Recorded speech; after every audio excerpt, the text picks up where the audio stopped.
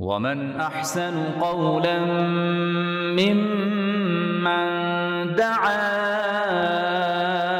إلى الله وعمل صالحا وقال إنني من المسلمين.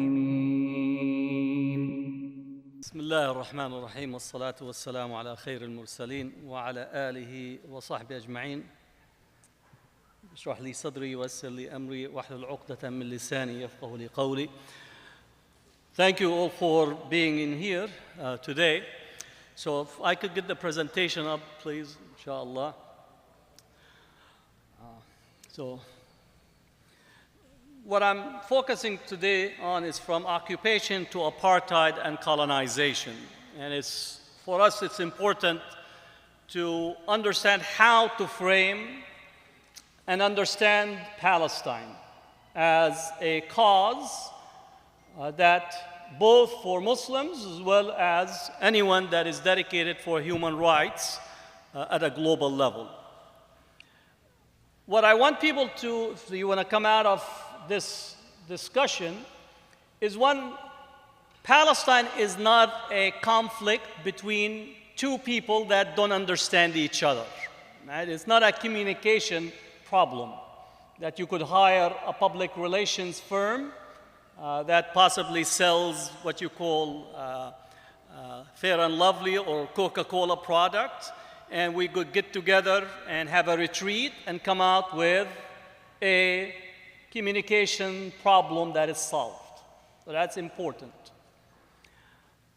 Second, it's not a problem of occupation, even though the Palestinians are occupied. Because occupation implies that there is one state occupying another state. So it's not an occupation, even though that it is part of an occupation. And what we need is to understand specifically how to understand Palestine. So I will get into my presentation, but before I go, if you could scan this QR code and make sure to sign the petition. This is the petition from American Muslims for Palestine. We're calling for sanctions on Israel.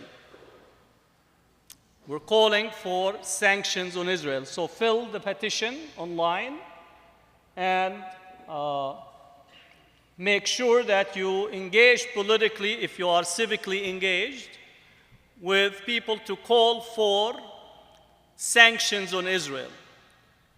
Countries that are engaged in apartheid and colonization should be sanctioned, not rewarded with $3.8 billion, as well as an open-ended access to the treasury from the United States. So that's very important if you do so.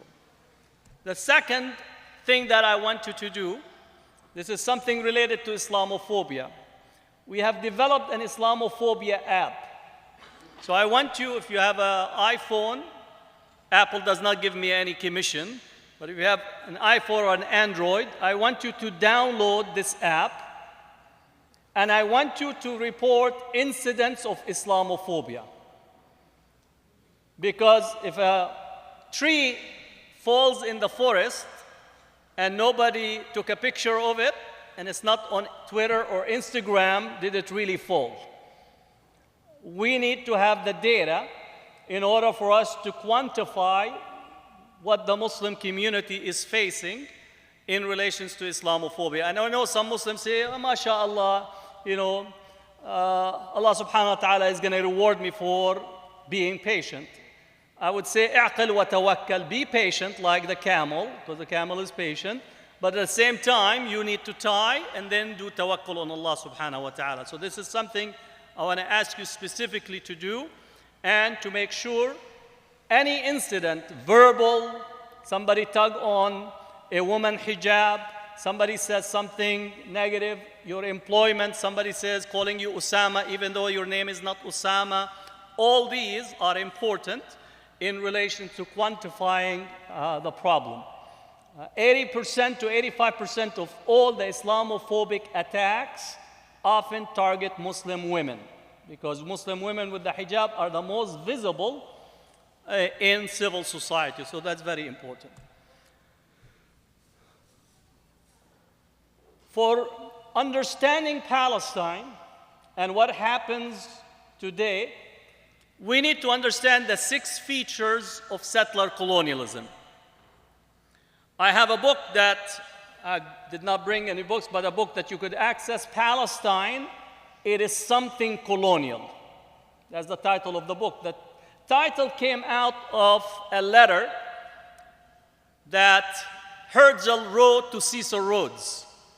Cecil Rhodes was the Minister of Colonies in Great Britain, and for those who were in the khutbah in Jum'ah, I say Alhamdulillah that Great Britain is no longer great because only Allah is great. It used to be said that Great Britain, that the sun never sat on the British Empire because from one side of the globe to the other, the British had colonial possessions. Now the British don't have any colonial possession. They have to go to Greece in order to get some suntan. God does have a long lens of justice, and we need to appreciate this aspect of it. So when we speak about Palestine, Palestine is the last settler colonial project to be commissioned by Western powers. So let me repeat this. Palestine is the last settler colonial project to be commissioned by Western powers in order to create a colonial outpost in Palestine. In order to understand this, we have to look at what I call the 6 features of settler colonialism and colonialism in general. One, it was global. When the British were thinking about Palestine, they were thinking about how to protect India. Now you say, what is the relationship of Palestine to India? I know that the Palestinians don't eat spicy food. They like hummus and kanafa. Me too. And the Indian, they like spicy food, right? Therefore, when I visited Kerala, India, the biggest struggle for me was the spice. So, alhamdulillah, they found some non-spicy food in order to address my need as a Palestinian in Kerala, India. So what is the relationship between India and Palestine? India, for the British Crown, was the prize. They ravaged India. Close to $15 trillion was the British intake out of India. Most of that trade was passing through the Red Sea, and as the Suez Canal was opened, was passing through the Suez Canal to the British and to Europe. Whoever controlled the waterways of Bab el-Mandeb in Yemen and the Suez Canal controlled the trade, global trade.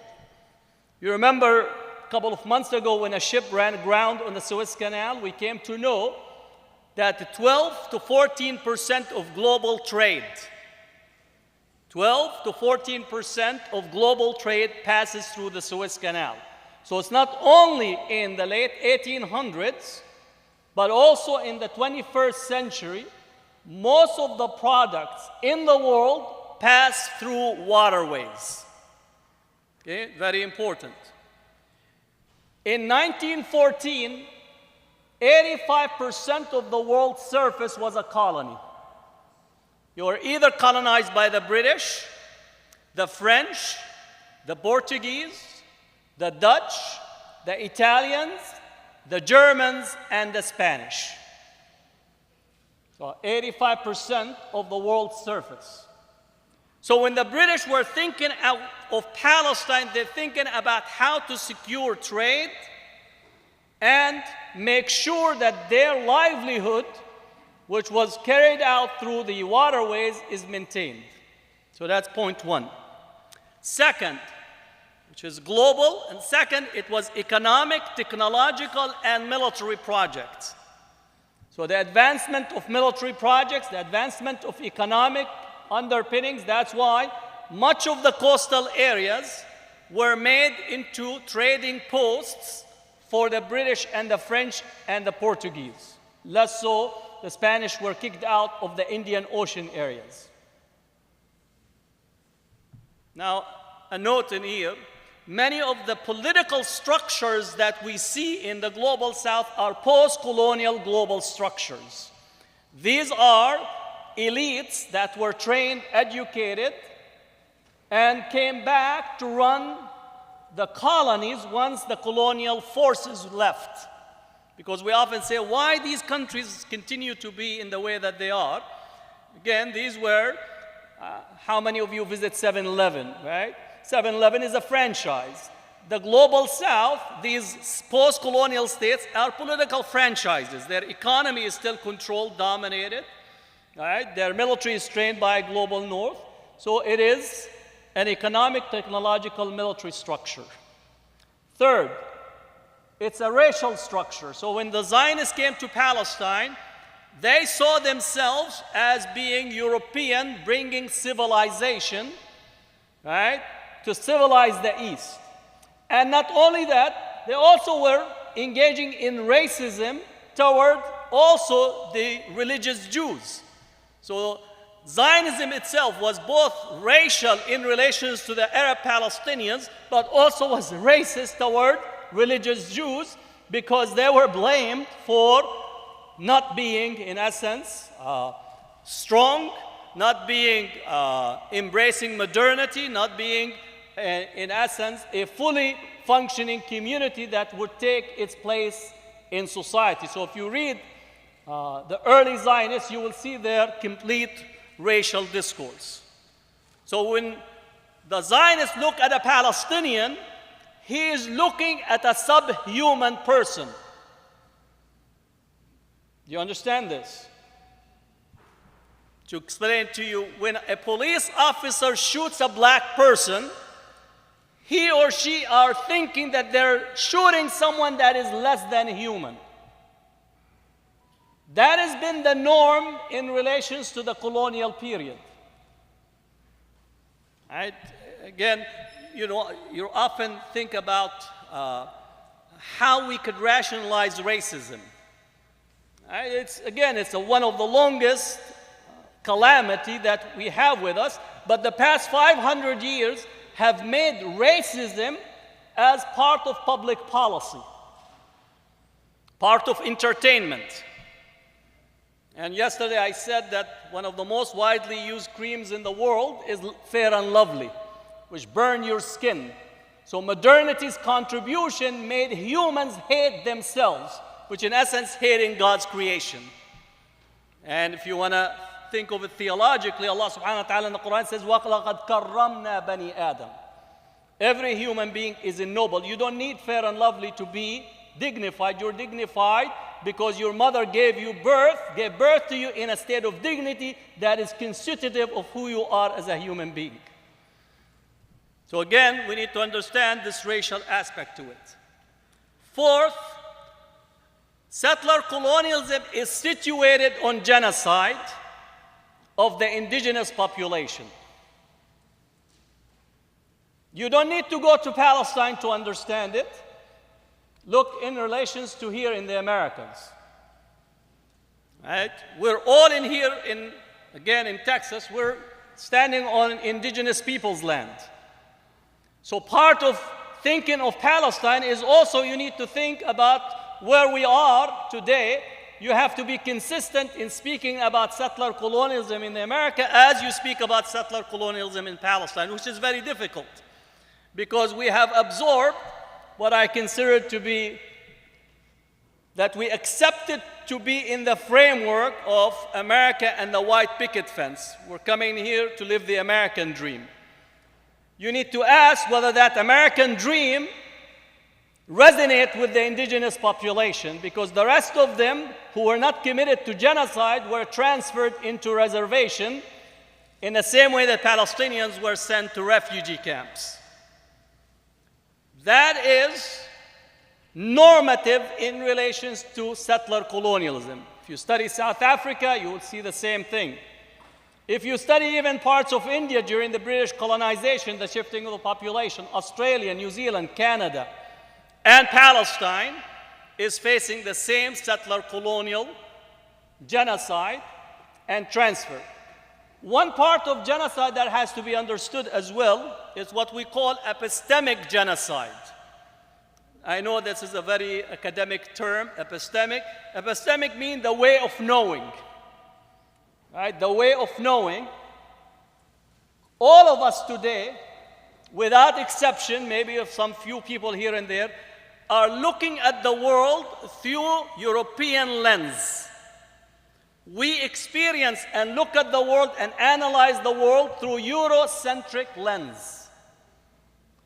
History, we understand history through European history. For example, the notion, well, we need to separate church and state, right? That's a European framing. Europe had an experience with the church, the Catholic Church, and the Catholic Church was corrupt in Europe, divine rights of king, and therefore they needed to break away from the church. That's not the experience of the Muslims, because we don't have divine rights of king. We did not have the mosque running. We have a completely different discourse. It's not the experience of the Chinese. So when you say that statement, you need to understand that you have internalized the ways of knowing of Eurocentricity. Another thing we say, oh, in the Middle Ages, or during the Dark Ages. Excuse me, it was dark in one neighborhood. They didn't have electricity in Europe. The rest of the world did not have the Dark Ages. Actually, it was very much lit. People were traveling and visiting Muslim lands and saying how beautiful it is and how light-filled these areas were. Chinese actually had the height of their civilization during that period. So when you say Middle Ages, Dark Ages, you need to understand that you are looking and experiencing the world through a Eurocentric eyes. That is part of the impact of colonization. Enslavement, controlled labor, right? Enslavement of the indigenous population first. The first group of slaves to be taken were taken from the new territory into Europe. Columbus' second journey, he took 1,000 native population, only 1/3 arrived. Then after that, followed by the enslavement of close to between 15 to 30 million. 15% of those, some say 20%, were Muslims that were brought to this new world. In the colonial period, which include Palestine, is that colonized people are used as commodified labor, meaning that their labor is used in order to advance and build the colony, especially after you commit a group to genocide. Those remaining, you use them as a labor force. South Africa was the same. Palestine, and this is actually what people need to understand. The settlements in Palestine are built by Palestinian labor. Let me repeat this. The settlements are built by Palestinian labor. Now, is it the Palestinians don't understand that they're building the structure that is oppressing them? They do understand, but in here, it's either hunger and death or actually working under these conditions. That is normative. In the same way that black slaves built the White House, and we had to wait until 2008 for a black person to sit on the chair in the White House that was built by slaves. All right, so that has to be understood as part of settler colonialism. Religious and biblical justification. This is, again, a very important piece. The first to push for creating a Jewish state in Palestine was not the Jewish community.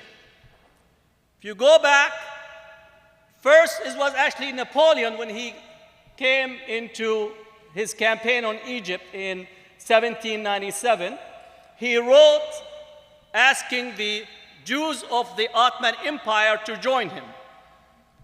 The Jews of the Ottoman Empire said, no, sir, we're not interested. So they didn't accept his offer. And to remind you that Napoleon took a campaign in Palestine, and a Palestinian defeated Napoleon in the shores of Akka. I know when you have what you call the History Channel, they don't mention that because they want to make Napoleon as what you call the fountainhead, this great person. Tell him, anyone that actually says the Palestinians defeated Napoleon.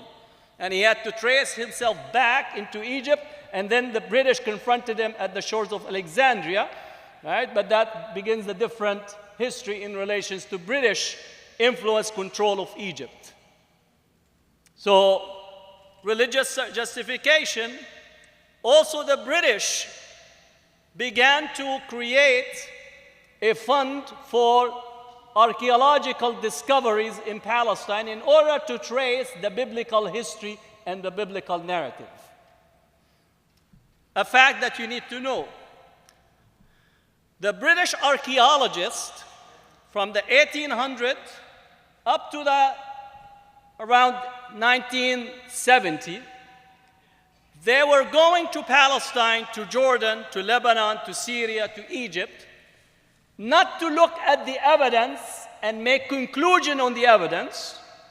They went there, the conclusion was already made, and wanted to fit the evidence onto the conclusion. If you have ever done a research as a student, you begin first with a hypothesis.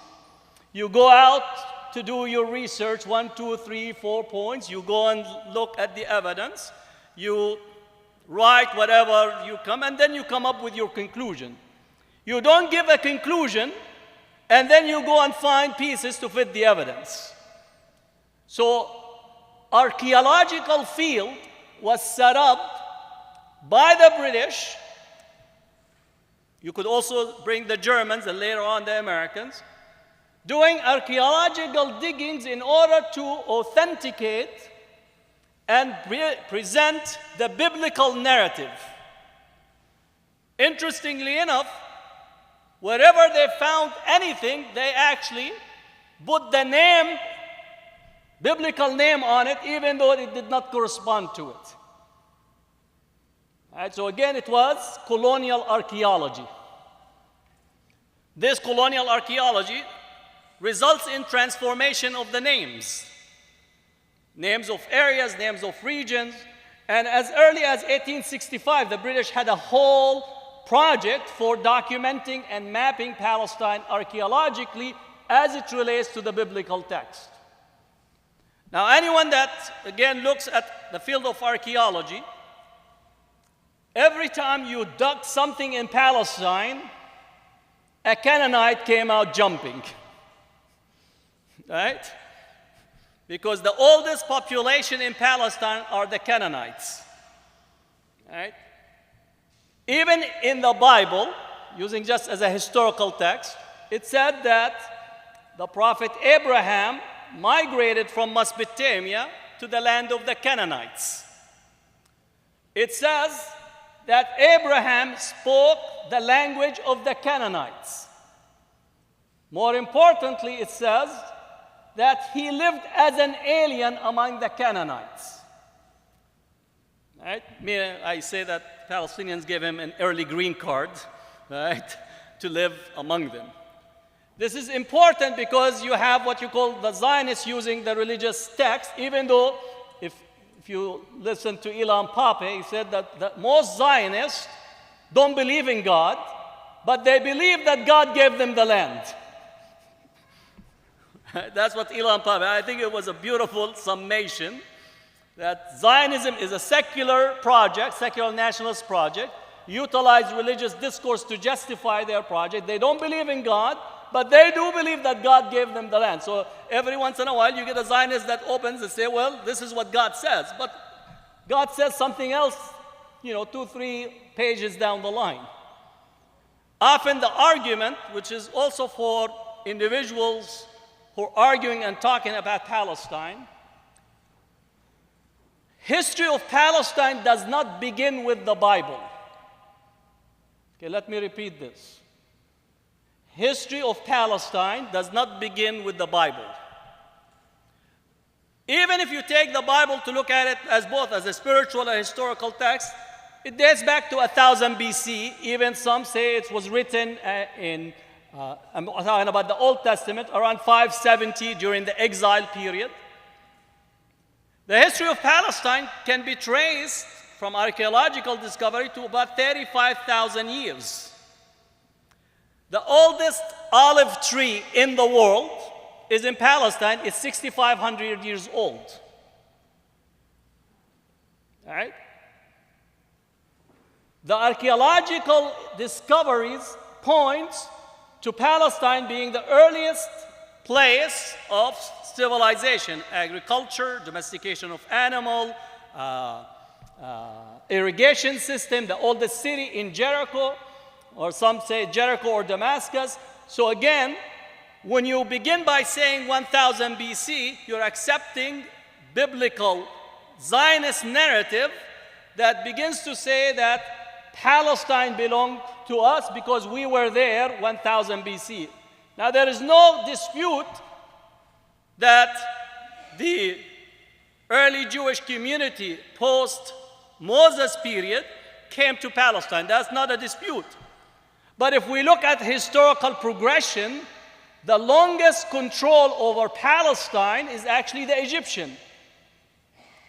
The longest rule of Palestine is actually the Egyptian rule during various periods. So the fact that the Jews came to Palestine from outside does not negate the history before, during, and after. I think sometimes Muslims who begin to engage in this discussion, they begin to enter into a debate about the Bible, the history, and so on. And in doing so, you erase the history of the Canaanites, the history of Palestine in general, sometimes of good intention, but good intention by themselves are not sufficient. So we need to understand, when we say centering Palestinian history, is centering history as history, which is different than religious history. And again, to those who understand, religious history is not akin to history. Right? There is a distinction in here. Doesn't mean that you don't learn lessons, but in doing so, you often erase Palestinian history. Even if you think about the digging around Jerusalem, right, the oldest wall in relation to Jerusalem, it dates back to the Canaanites. We know again from the religious narrative that when Abraham migrated to Palestine, it was already a vibrant society. Right? So again, very important in understanding in this. Western Christianity has to be held responsible as much as Zionism for adopting and wanting to push for the Zionist colonial project for its own interest. Because again, in here you're in the South with the evangelical right, the Hagee and the Friends of Israel. They're supporting Israel not because all of a sudden they love the Jewish community, or all of a sudden they discovered that they hate Muslims. They're equal opportunity, they hate both. But they believe, this is again their own theology, speculative theology, that the return of Jesus is situated on the support for the state of Israel, the reconstituting of the children of Israel in Palestine. And when Jesus comes, you ask the question, Philip Hagee, what happens? Well, 2/3 of the Jews will be killed, and 1/3 will convert to Christianity, while the Muslims are seen to be from the realm of Satan. We don't even qualify to an affirmative action inclusion. We don't even have the possibility of conversion. That's their own theology. You don't take my word for it. Go and look at, Christian Zionism and what their belief system in this sense. So they are using speculative theology, evangelical speculative theology, to push for support for Israel for their own purposes.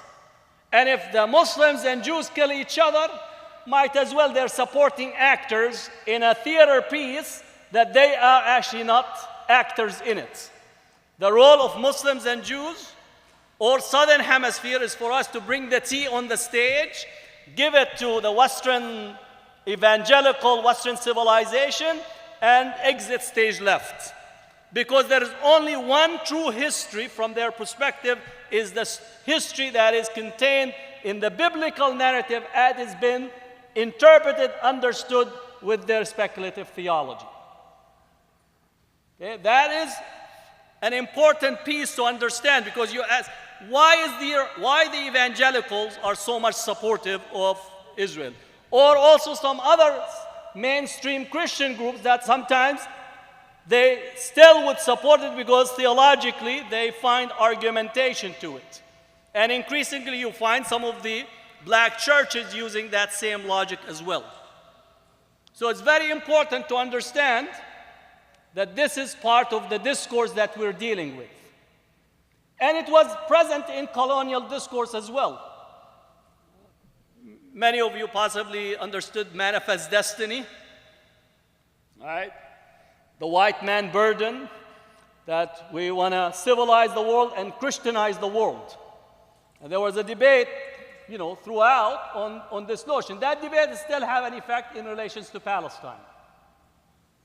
So that's very, very important in this sense. So these are the 6 features that we need to understand when we are discussing Palestine.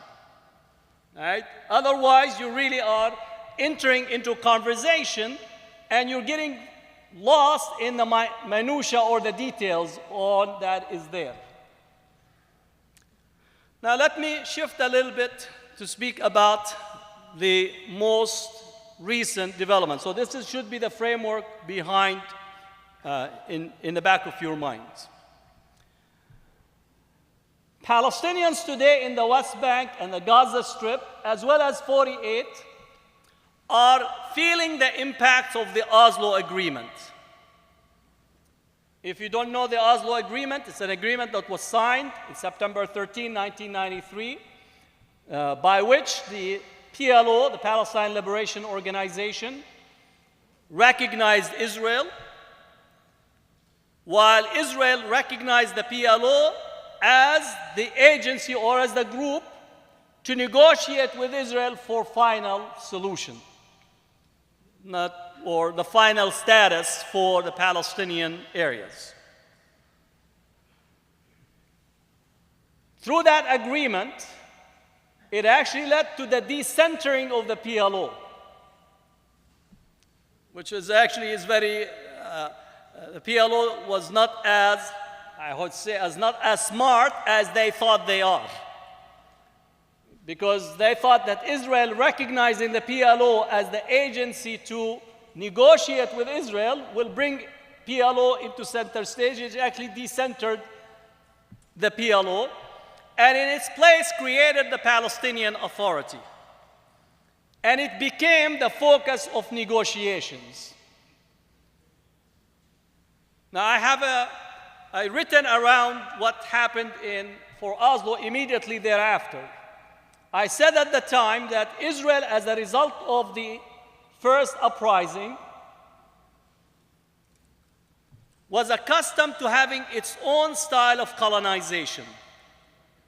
It wanted its own form. It wanted to control every neighborhood. It wanted to know how much beans there is in each falafel. It wanted to monitor the amount of sugar in each of the kinafas all over the West Bank. Literally, they wanted 4 reports from each corner in every part of the West Bank. That security structure collapsed as a result of the uprising. So Israel was actually searching for a new model or a way to replace its security structure. So the Oslo Agreement brought the Palestinian Authority as a security structure to secure Israel's settlements and settlers from the Palestinians. All right, so again, it began to be that Israel brought the Palestinian Authority to be its security infrastructure to secure its own population, settler populations in the West Bank. I compared it to South Africa. During the apartheid period, the ANC was leading the anti-apartheid movement. The South Africa apartheid structure engaged Chief Buthelezi and projected that Chief Buthelezi is the leader of the black South Africans, opposite Nelson Mandela, who was in jail. And for a period of time, the South African white apartheid regime succeeded in projecting that image. But as the intensity of opposition to the South Africa apartheid structure became more pronounced, Chief Buthelezi was ineffective in maintaining hold of the black population, and the ANC was successful in opposing and ending apartheid South Africa's regime with the support of the international community. I argued then, and I still maintain, that the Palestinian Authority was brought to reconstitute a classical form of colonization where you recruit a small group of the indigenous colonized people and you empower them to rule over the colonial subject while protecting the colonial population, and you protect the infrastructure of the colonial enterprise. We saw it in India. Again, for those who are aware, British created native courts. They engaged with relations with the Raj that gave them power over the population. And most of the Indians often were oppressed by other Indians who were in relationship to the British. That's what the Israelis and Zionists moved with the Oslo Agreement, and the Palestinian Authority accepted this.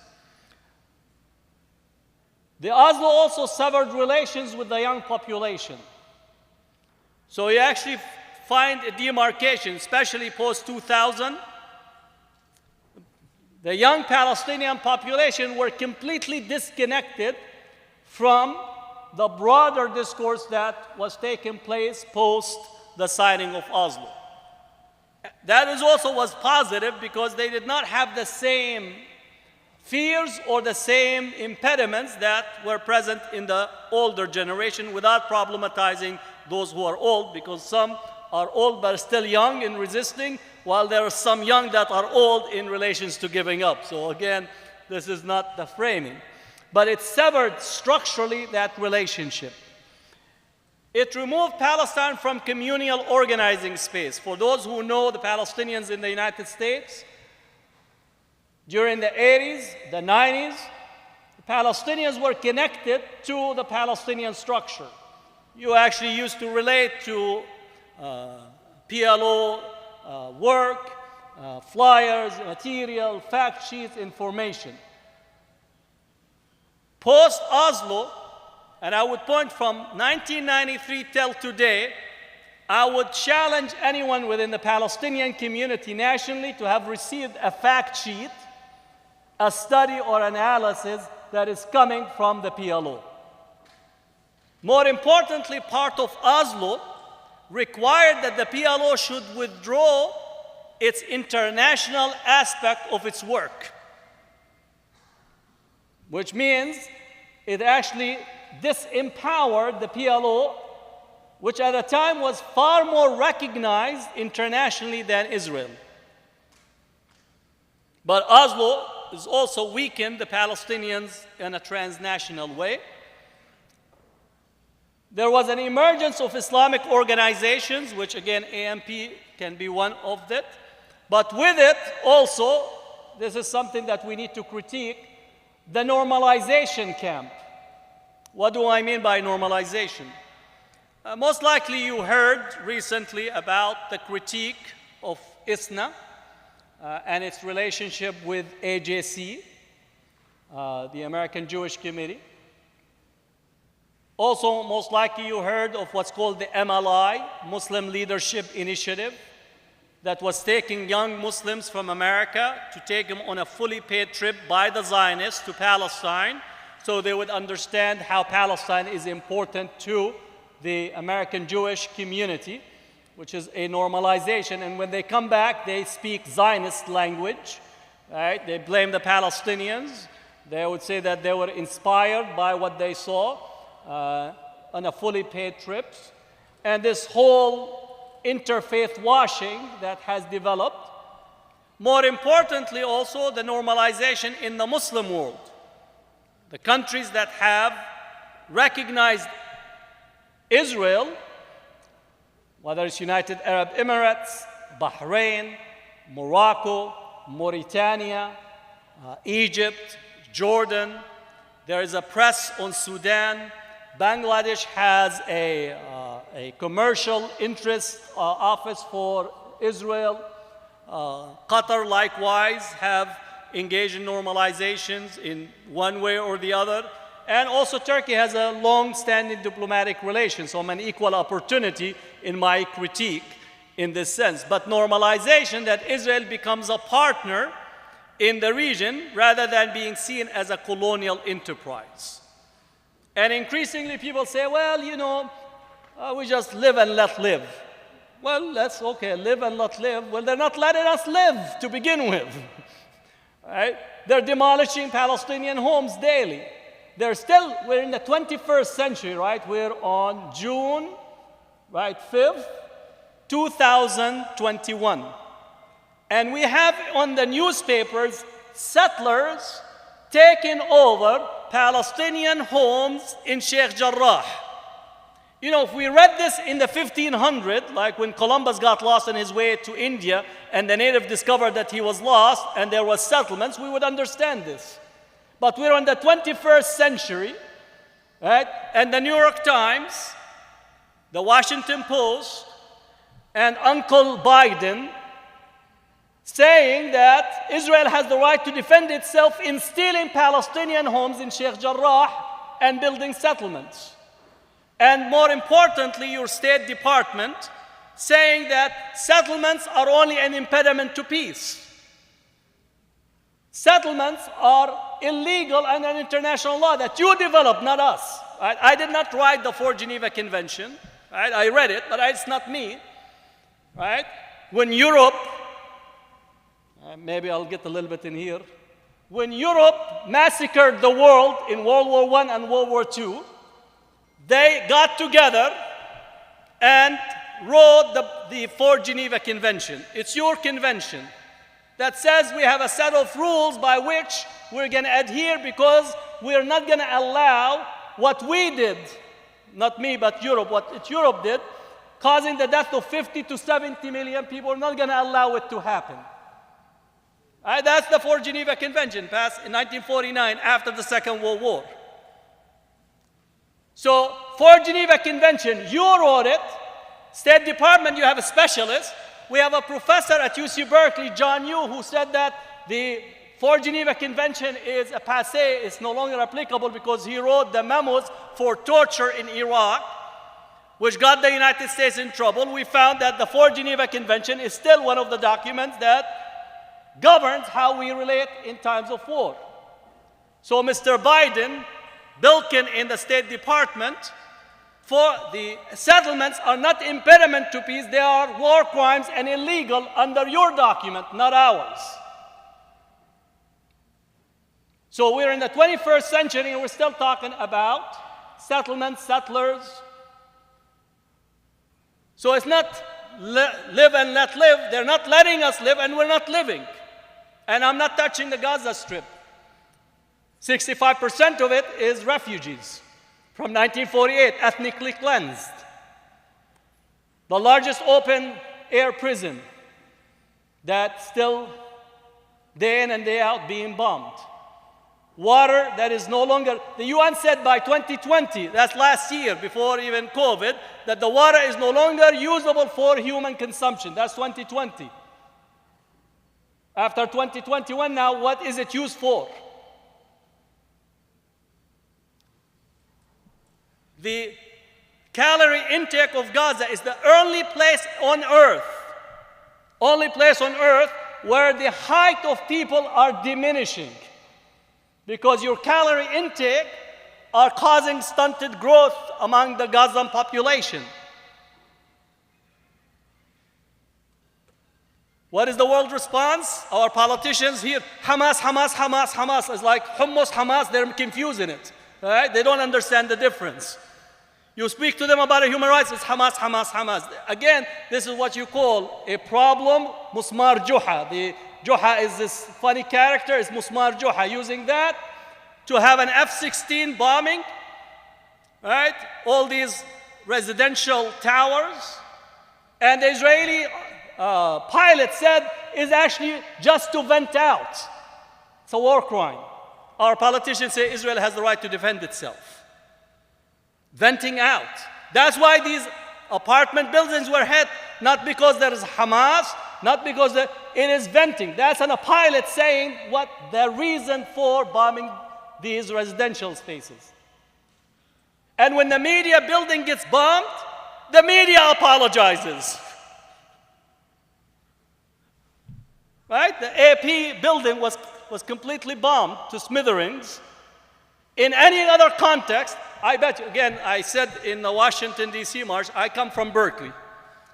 If a cat gets stuck on the tree, we'll get a petition to try to create the environment so the cat would not get stuck on the tree.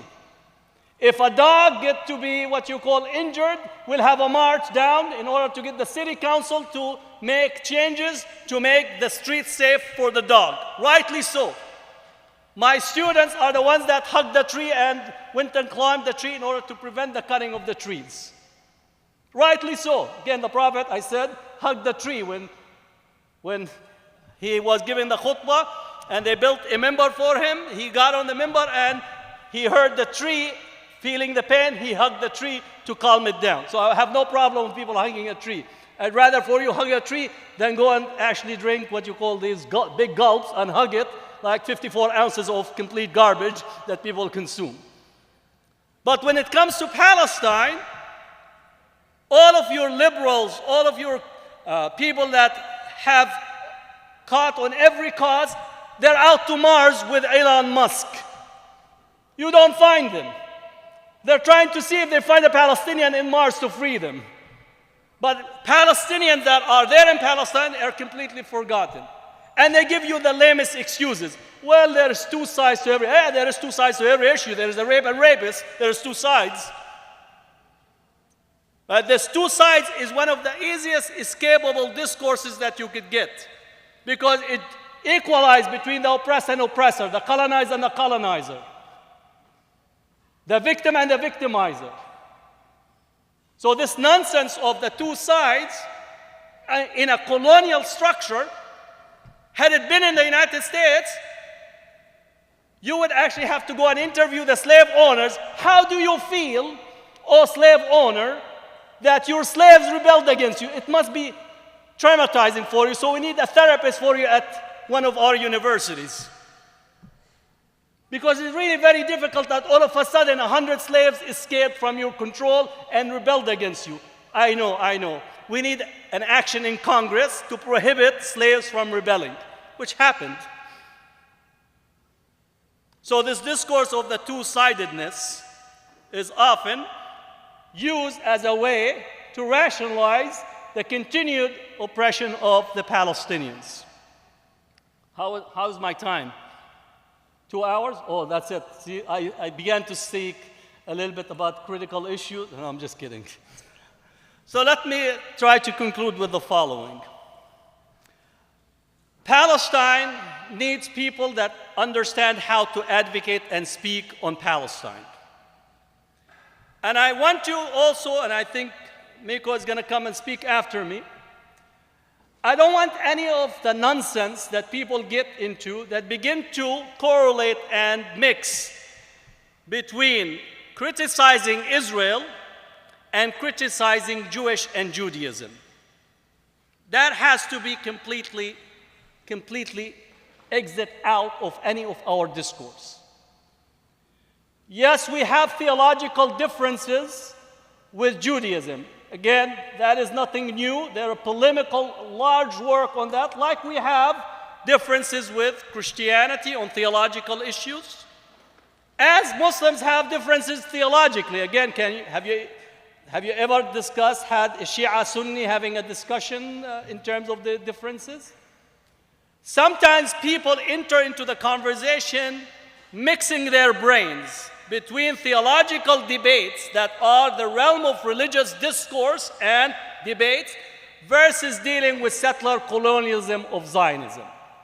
So that has to be completely jettisoned and nothing to do. Second, you are not helping Palestine or the Palestinians by standing in there and beginning to argue anything relative to the Holocaust. There are people, which I've considered to be completely oblivious, stand up and begin to speak about the Holocaust in ways that both is insulting to Palestine but also insulting to the Jewish community. Engaging in this conversation does not help Palestine or the Palestinians. One is you have nothing, you have no history, you have not studied that history yourself. And the second, if there is anything, you actually tell Europe that the Holocaust belonged to your history and you need to answer for it. So it is none of your business to begin the whole conversation of denial and beginning to diminish the Holocaust. And I understand people think that the Palestinians are suffering. Pointing to the people that are causing you suffering by denying their suffering does not do anything to your suffering that is taking place.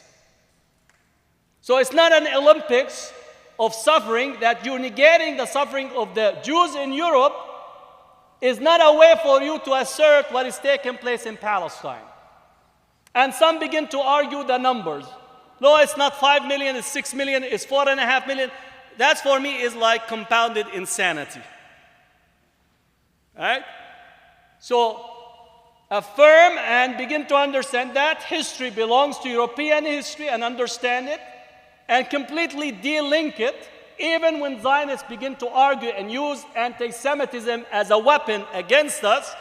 That should not give us the reason or the excuse to enter into that conversation of negation. Sometimes out of what you call, out of our way to try to center the pain of the Palestinians, we begin to engage in that conversation.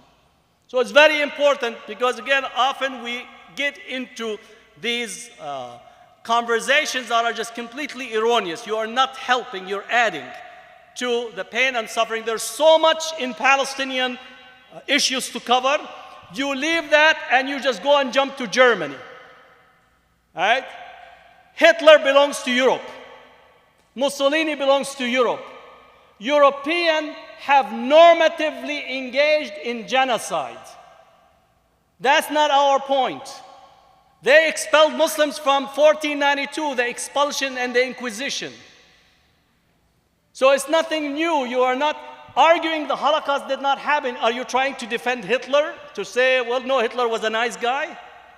Hitler was an equal opportunity. He hated everyone other than the superior whiteness, which was the ultimate racial discourse that you have.